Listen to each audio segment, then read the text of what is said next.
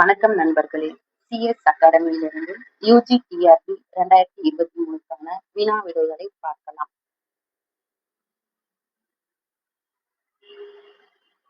முதல் வினா, ல, ல, ழ என்னும் இம்மூன்று ஒலிகளும் தொடரொலிகள். ல, ல, ழ போன்ற எழுத்துக்கள் நெடுந்தொடர் ஒலியுடன் வரும். இவை தொடரொலிகள் எனப்படுகின்றன. கூடுதல் குறிப்பு: தொடரொலிகள் என்பது நீளமான ஒலி ஓட்டத்துடன் உச்சரிக்கப்படும் மெய்யெழுத்து.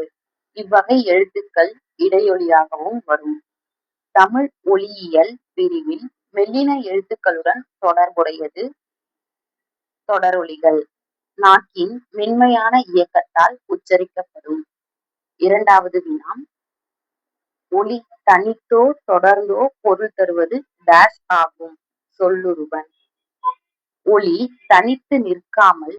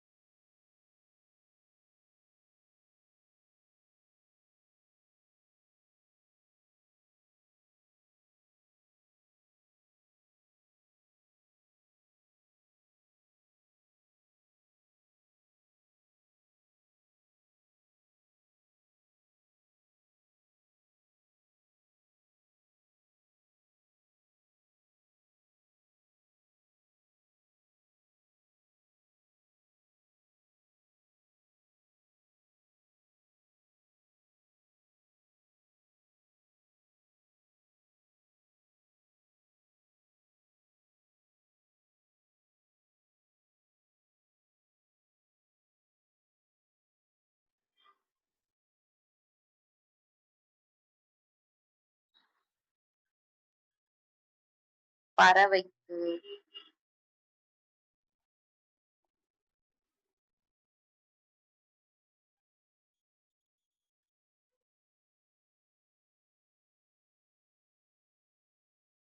அடுத்தது 5வது வினா, பாடலின் முதலிலும் இறுதியிலும் கு என்ற எழுத்து வர நடுவில் ஊருடையான் என்ற சொல் அமைத்து வெண்பா புனைந்தவர் யார்?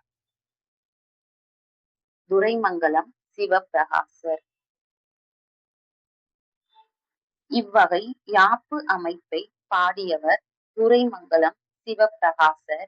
இவர் இலக்கணத்தில் சிறந்த புலவர். யாப்பிலக்கணத்தில் வரும் யமகம் பாடியவர். கற்பனை களஞ்சியம் என்ற பட்டத்தினை பெற்றவர். சொல் அமைப்பில் தனித்துவம் கொண்டவர் துரைமங்கலம் சிவப்பிரகாசர் ஆவார். அடுத்ததாக 6வது வினா, விருந்தெதிர் கொள்ளவும் பொய் சூழ் அஞ்சவும் அரும் பெறல் புதல்வனை முயங்கக் காணவும் இவ்வரிகள் இடம்பெற்றுள்ள நூல் எது? கலித்தொகை. இவ்வரிகள் சங்க இலக்கிய நூலான கலித்தொகையில் இடம்பெற்றுள்ளது. இது கலிப்பாவால் இயற்றப்பட்ட நூல். கூடுதல் குறிப்புகள்: கலிப்பா கலித்தொகை 8 தொகை நூல்களுள் ஒன்று. அகம் சார்ந்த 150 பாடல்களை அடக்கியது. கலிப்பா வகையில் அமைந்த முதல் நூல். சங்ககால வாழ்க்கை முறையை எடுத்துரைக்கும் நூல். அடுத்தது 7வது வினா, பிறந்து தவழ் கற்றதன் தொட்டுச் சிறந்த நன்னாடு செயிர்கொண்டு நாள்தோறும் வளர்ப்ப. இவ்வடிகள் யாரைச் சிறப்பிக்கின்றது? கரிகால் பெருவளத்தான். இவ்வரிகளைப் பாடியவர் முடத்தாம கண்ணியார். சங்ககால பெண்பாற் புலவர்களில் புகழ்பெற்ற புலவர் முடத்தாம கண்ணியார். இப்பாடல் பொருநராற்றுப்படையில் இடம்பெற்றுள்ளன. சோழ மன்னர்களைப் புகழ்ந்து பாடக்கூடியதாக பொருநராற்றுப்படை அமைந்துள்ளது. இது 10 பாட்டு நூல்களில் அமைந்துள்ள ஆற்றுப்படை நூலாகும்.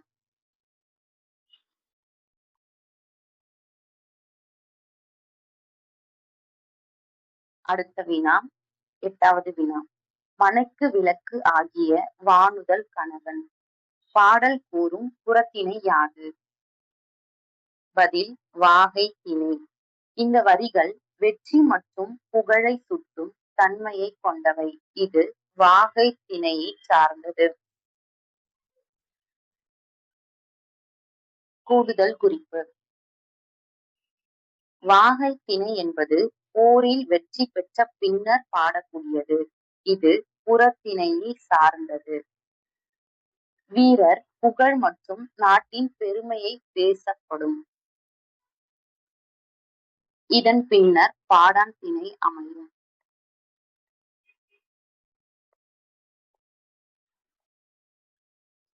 சங்க இலக்கியத்தில் வெற்றி விழாவாக கொண்டாடப்பட்டது வாகை திணை ஆகும். அடுத்ததாக 9வது வினா.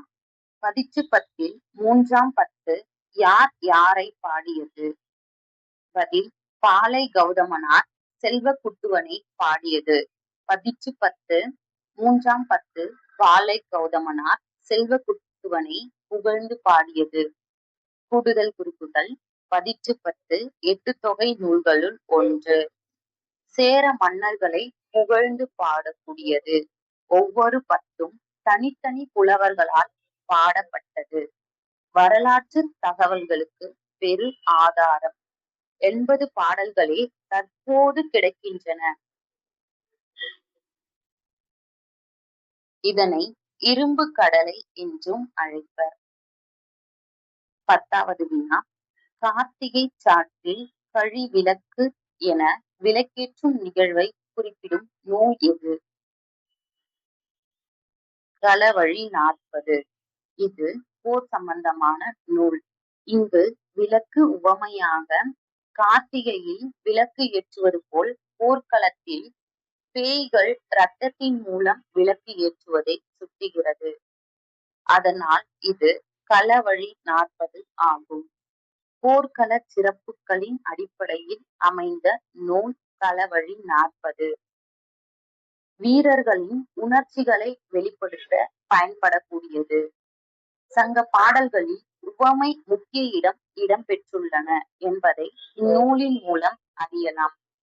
புறம் சார்ந்த செய்திகள் அதிகமாக உள்ளன. பிற்காலத்தில் கலிங்கத்து பரணி, தமிழ்விடு தூது,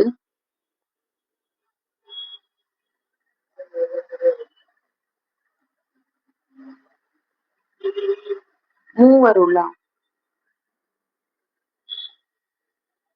போன்றவற்றில் களவழி 40 செய்திகள் இடம்பெற்றுள்ளன. 11வது வினா.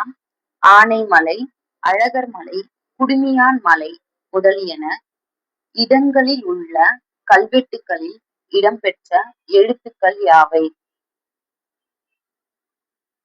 பிராமி எழுத்துக்கள். இவ்விடங்களில் காணப்படும் பழமையான கல்வெட்டுகளில் பிராமி எழுத்துக்கள் உள்ளன. பிராமி எழுத்தே இக்காலத்தில் தமிழ் எழுத்துக்களாக மாற்றப்பட்டுள்ளன.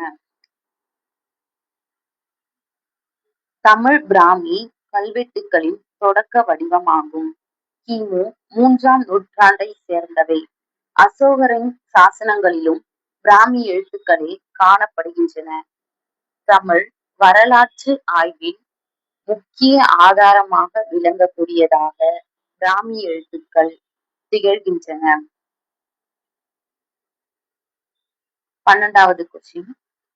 தனு கோட்டம், நமன் கோட்டம், சக்கர கோட்டம் முதலிய கோட்டங்கள் இடம்பெற்ற நூல் யாது? கலிங்கத்து பரணி. இக்கோட்டங்கள் கலிங்கத்து பரணியில் குறிப்பிடப்பட்டுள்ளன. கலிங்கத்து பரணி பரணி இலக்கிய வகையைச் சார்ந்த முதல் நூலாகும். மற்ற இலக்கியங்களுக்கு எல்லாம் கலங்கரை விளக்கமாகத்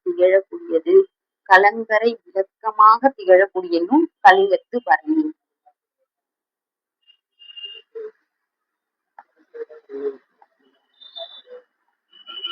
இதனை செயங்கொண்டார் இயற்றினார். இவருடைய காலம் 12ஆம் நூற்றாண்டு.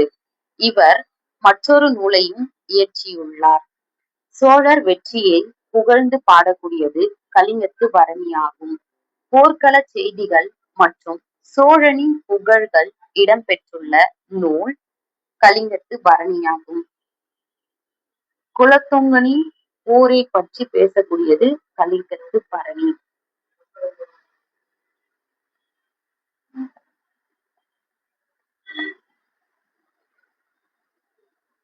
13வது கொஸ்டின். குரல் வளை தடையொலி அதிகமாக பயின்று வரும் திராவிட மொழிக் குடும்பம் யாது? கோண்டா, குவி, குவி. கோண்டா, குவி போன்ற மொழிகளை தடையொலி என்பர். கூடுதல் குறிப்புகள். இவை திராவிட மொழி மத்திய திராவிட மொழிகளாக வகைப்படுத்தப்படுகின்றன. ஒலியியல் சிறப்பம்சம் தடையொலி ஆகும். பழமையான மொழி வடிவங்களை பாதுகாத்து உள்ளன இத்தகைய தடையொலிகள். 14வது வினா. நலிபு வண்ணம். நலிபு வண்ணம் என்று தொல்காப்பியரால் குறிக்கப்பெறும் எழுத்து யாது? ஆயுத எழுத்து. தொல்காப்பியர் வண்ணம் 20 என்று தொல்காப்பியம் பொருளதிகாரத்தில் கூறியுள்ளார். அதில் ஒன்று நலிபு வண்ணம். நலிபு வண்ணத்தை ஆயுத எழுத்து தனித்துவமாக குறிப்பிடப்பட்டுள்ளது. ஆயுத எழுத்து 3 புள்ளிகளால் அமைந்ததால் முப்புள்ளி, தனிநிலை என்ற பெயர்களும் உண்டு. உயிர்மெய் அல்லாத தனிப்பட்ட எழுத்து என்பதால் தனிநிலை எனப்படுகின்றது. ஒலி மாற்றத்தில் உதவுகிறது. தமிழின் ஒலியியல் அமைப்பில் சிறப்பிடம் பெற்றது ஆயுத எழுத்து ஆகும். 15வது வினா. செயப்படு பொருள் ஏலாத தூங்கு என்பது இவ்வகை வினா. தன்வினை. தூங்கு என்பது செயப்பாட்டை தானே ஏற்றுக்கொள்ளும் தன்மை கொண்டதால் இதனை தன்வினை என்று கூறுவர். கூடுதல் குறிப்பு. தன்வினை என்பது செய்பவர் தாமே செயலை அனுபவிப்பார். செயப்படும் பொருள் வெளிப்படையாக இருக்காது. வினைச்சொல் மையமாக அமையும். இலக்கணத்தில் செய்வினைக்கு எதிர்மறை தன்மை கொண்டது தன்வினை ஆகும். 16வது வினா. துணை ஒலிகள் என்பது ஒலி அணியியலின் மாற்று வடிவம். ஒரே ஒலி சூழ்நிலைக்கேற்ப மாறுபட்டு ஒலித்தாலும் சொல்லின் பொருள் மாறாமல் வருவதுதான் துணை ஒலி ஆகும். கூடுதல் குறிப்பு. ஒலியியல் சார்ந்த கருத்து துணை ஒலி. அலோபோன் என ஆங்கிலத்தில் அழைக்கப்படும். பொருள் வேறுபாடை ஏற்படுத்தாது. உச்சரிப்பு சூழல் காரணமாக மட்டுமே துணையொலிகள் மாறுபட்டு காணப்படும். 17வது வினா. குறிப்பிட்ட காலத்தில் குறிப்பிட்ட ஒரு வகை மக்களால் அல்லது மனிதனால் இவ்வாறு பேசப்படுகிறது, பேசப்பட்டது என்று ஆராயும் மொழியியல் துறையை குறிப்பிடுக. விளக்கமுறை மொழியியல். ஒரு குறிப்பிட்ட காலகட்டத்தில் மொழி எவ்வாறு பயன்படுத்தப்பட்டது என்பது விளக்குவது விளக்கமுறை மொழியியல். கூடுதல் குறிப்புகள். டிஸ்கிரிப்டிவ் லிங்குவிஸ்டிக் எனப்படும். நடைமுறை பயன்பாட்டை ஆராய்கிறது. விதிகளை நிர்ணயிக்காது விளக்குவதுதான் விளக்கமுறை மொழியியல். மொழி மாற்ற வளர்ச்சிக்கு ஆதாரமாக விளங்கக்கூடியது. அடுத்தது 18வது வினா. நகர விகுதி ஒருமையையும் மகர விகுதி பன்மையையும் குறிக்கும் பெயர் எது? சுட்டுப் பெயர். இன் ஒருமை, இம் பன்மை எண்ணிக்கையை சுட்டும் பெயர்கள் சுட்டுப் பெயர். தொல்காப்பியர் ஆ, இ, உ இம்மூன்றே சுட்டுப் பெயர் என்றும், உகரம் தற்காலத்தில் வழக்கொழிந்தது என்றும் குறிப்பிட்டுள்ளார். கூடுதல் குறிப்புகள். அவன் ஒருமை நகர விகுதியில் இடம்பெற்றது. அவர், அவம் என்று பன்மை பழைய தமிழில் இடம்பெற்றுள்ளது. ஒருமை பன்மை வேறுபாட்டை காட்டக்கூடியது சுட்டுப் பெயர். படர்க்கையில் வரும் தன்மை கொண்டது சுட்டுப் பெயர் ஆகும். 19வது வினா. தமிழ், தெலுங்கு, மலையாளம், கன்னடம் ஆகிய 4 மொழிகளுக்கு இடையே உள்ள ஒற்றுமைகளை சுட்டிக் காட்டியவர் யார்? Ellis. Ellis, F. M. Ellis திராவிட மொழிகளின் ஒற்றுமையை முதலில் எடுத்துக் காட்டியவர். கால்டுவெல்லின் நூலில் இவரின் செய்திகளை குறிப்பிட்டு செல்கிறார். கூடுதல் குறிப்புகள். திராவிட மொழிக் குடும்பக் கருத்தை முதலில் முன்வைத்தவர் எல்லிஸ். கால்டுவெல்லுக்கு முன்னோடியாக திகழ்ந்தவர். தென்னிந்திய மொழி ஆய்வில் இவருடைய பங்கு அளப்பரியது. மொழி ஒப்பீட்டு ஆய்வுக்கு அடித்தளம் அமைத்தவர் எல்லிஸ் ஆவார். 20வது வினா. பெரிய மண்கலத்தை குறிக்கும் காங்கு என்ற சொல் எந்த மொழியிலிருந்து தமிழ் மொழிக்கு வந்தது? சீனம். காங்கு என்பது சீன மொழியிலிருந்து வந்த கடன் சொல். கடன் சொற்கள் வர்த்தக தொடர்பால் வரக்கூடியது. தமிழில் பல வெளிநாட்டு சொற்கள் புழக்கத்தில் உள்ளன. ஒலியமைப்பு மாற்றத்துடன் ஏற்கப்படக்கூடியதாக இத்தகைய சொற்கள் விளங்குகின்றன. மொழி பரிமாற்றத்தின் சான்றாக இத்தகைய சொற்கள் உள்ளன. காங்கி என்பது தற்பொழுதும் தென்பாண்டி நாட்டில் வழக்கத்தில் உள்ளது.